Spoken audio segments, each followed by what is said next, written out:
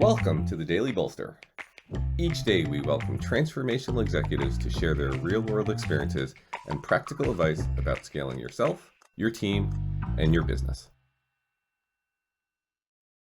Welcome to the Daily Bolster. I'm Matt Blumberg, the co-founder and CEO of Bolster, and I'm here today with Janis Machala. Janis is a renowned executive coach based in Seattle, but she has done time as a tech operating exec, both East Coast and West Coast, before becoming a business coach and exec coach. So Janis, welcome to the Daily Bolster. Thanks, Matt. I'm happy to be here. This is fun. So you and I share a dedication to the concept of people first. And I know that because I know you, and we've had a lot of conversations about it over time. And it was philosophy at Return Path. It's very much our philosophy here at Bolster.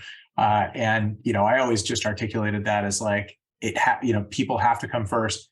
If you have great, happy, engaged people, you'll have happy customers. If you have happy customers, you'll have happy shareholders. Right. But so my question to you is, what is your take on that? It is people first the right way to build a business? And I assume your answer to that is yes, but it's more sort of why. Yeah. Okay. So first of all, there's a book that Thomas Eisenman wrote by Why Startups Fail. Everybody should read that book because it deconstructs this completely. And it comes down to values and shared values because we all have these core values. And if we don't share values, there's going to be conflict. And if there's conflict, it makes it so much harder. So to me, everybody needs to be rowing in the same direction. And when you don't have values, you're not rowing in the same direction. Well, people say, well, how do you deal with that? Or how do you figure that out? Well, the first thing is learn how to do behavioral interviewing because people are hired for what they know and fired for who they are.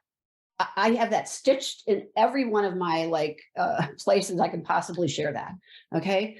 The second thing is if people don't know how to interview behaviorally, teach it to them because that is a core part of startups because every person matters in a startup, every person for quite a while. So don't delay firing if somebody's not a values fit. You can't have a turd in the punch bowl. You just can't. And you know that.